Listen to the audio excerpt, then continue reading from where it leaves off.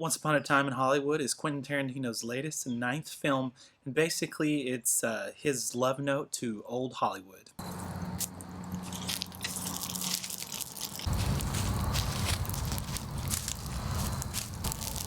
Once Upon a Time stars Leonardo DiCaprio and Brad Pitt with a number of supporting performances. Margot Robbie, Emile Hirsch, Kurt Russell, just really pretty much anybody who's ever wanted to be in a QT film and QT likes them, he put them in this film. Most of them do a good job in their brief cameo appearances, and as pretty much every Quentin Tarantino film, it's a very well-made film. Do I think it's his best film? No, I don't. I think it is kind of maybe third or fourth in that line.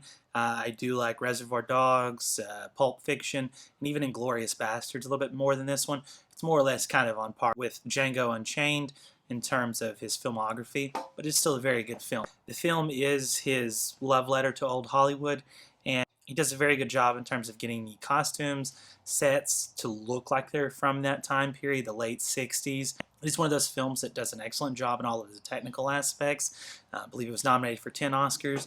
It'll probably win quite a few of them. Many of them are deserved. QT got nominated for Best Director, Best Original Screenplay on this one, along with nominations for DiCaprio and Pitt as Best Actor and Supporting Actor. The film it's an excellent film, well made, well put together.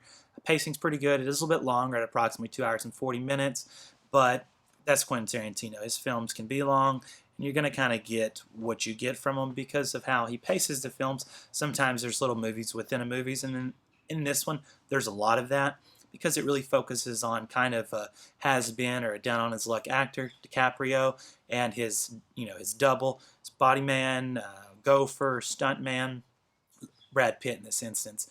The film opens with kind of DiCaprio and Pitt going to a meeting with Al Pacino. They meet him and he kind of pitches DiCaprio the chance to star in a spaghetti western. DiCaprio is kind of like, oh my God, oh buddy, it's official, I'm a has-been.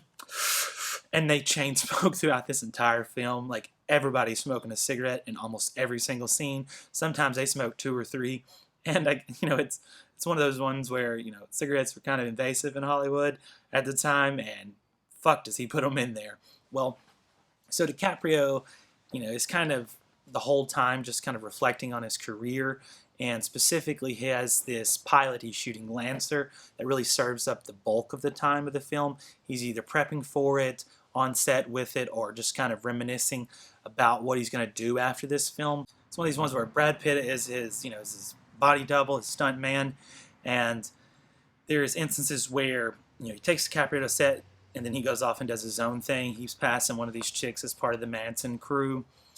Finally decides to pick her up after he goes and fixes the antenna on the top of DiCaprio's house. While he's on top of the house, he has this little flashback to why he got kicked off of Green Hornet as being a stuntman and why he's not able to work on the current pilot that DiCaprio is shooting.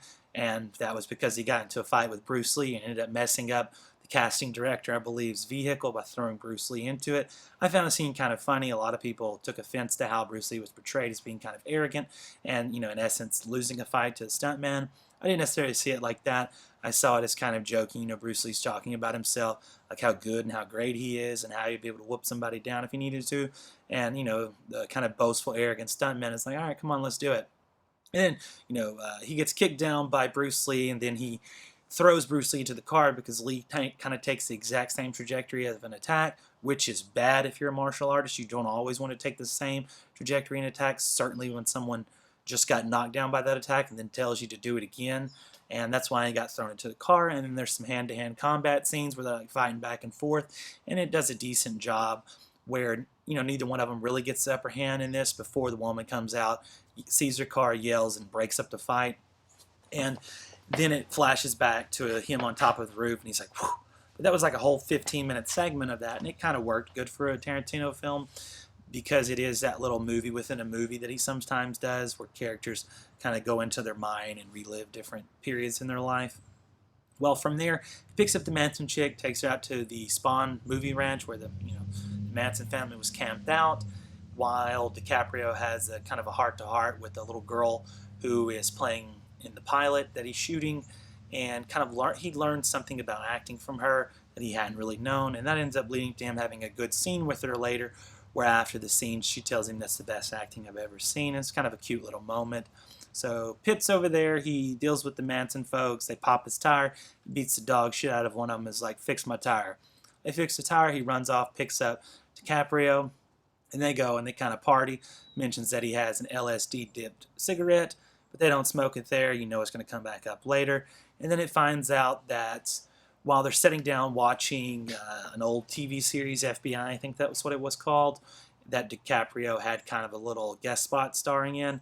And then you have a scene where Pacino calls up this Italian director and is like, hey, turn on this channel, yes, this one, that one, and check out, that's going to be your guy.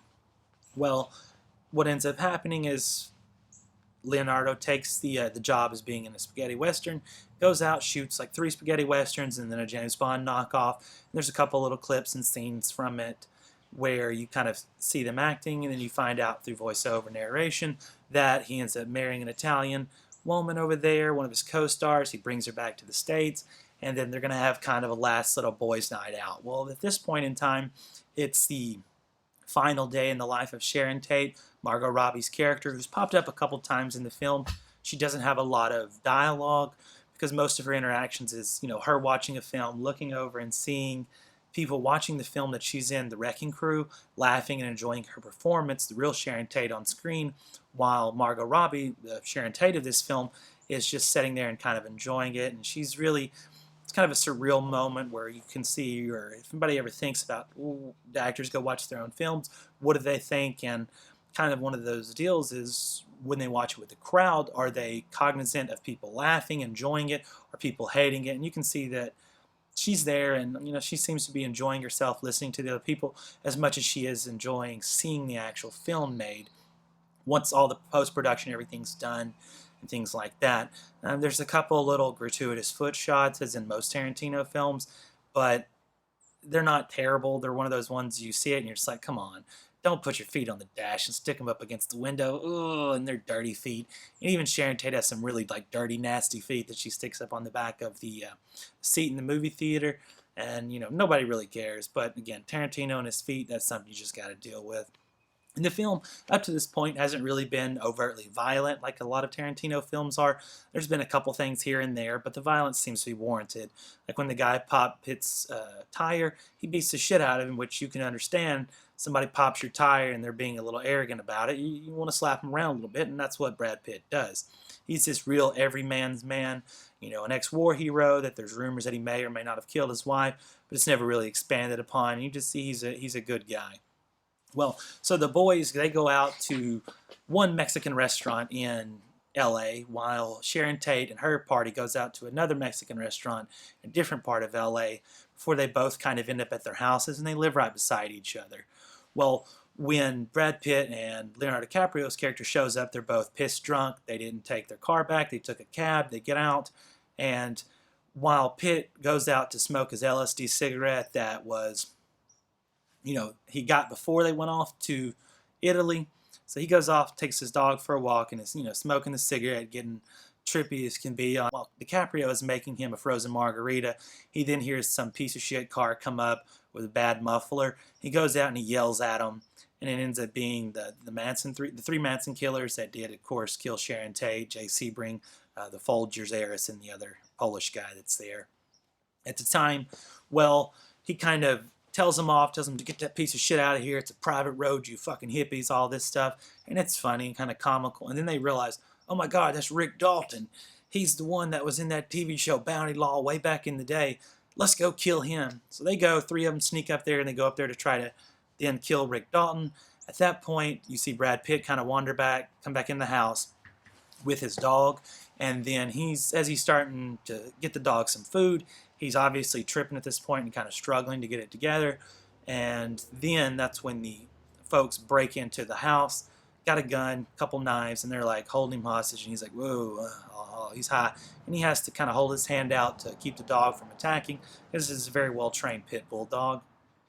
And, you know, they ask who else is in here, and he points out, there's someone in that room over there. And they go and they get Leonardo DiCaprio's new wife out of the room, bring her out. She kind of screams a little bit. and then when the moment's right, he does like that, and the dog attacks the guy with the gun, bites him all over his leg, his arm, then in his nuts, and then Pitt does it and calls him off, but then points over to the girl.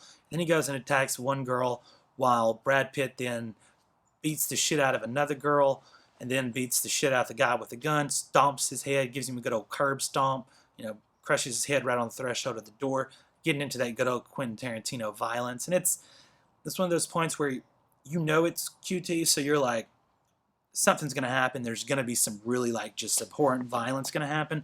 And when it finally does, you're like, there it is.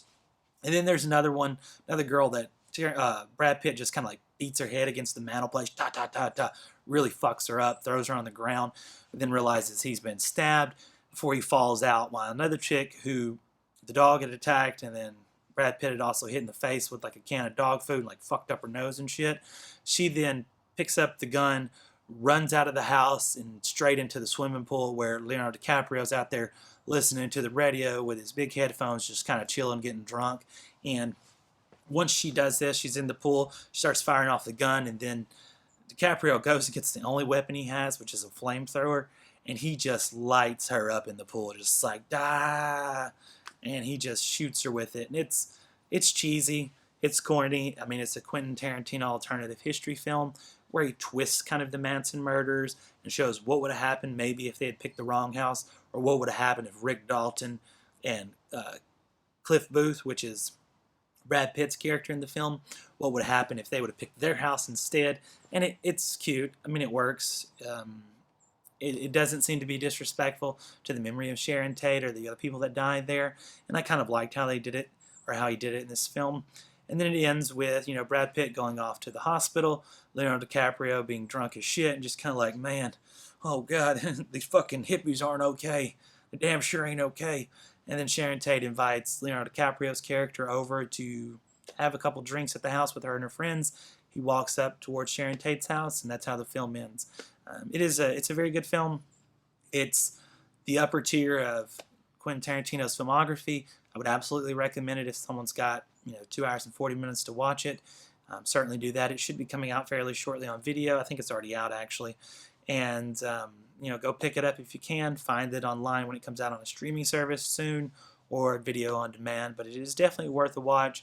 Like I said, I think it'll win quite a few Oscars this award season, and it's well deserved. It is a very good film. Thank you.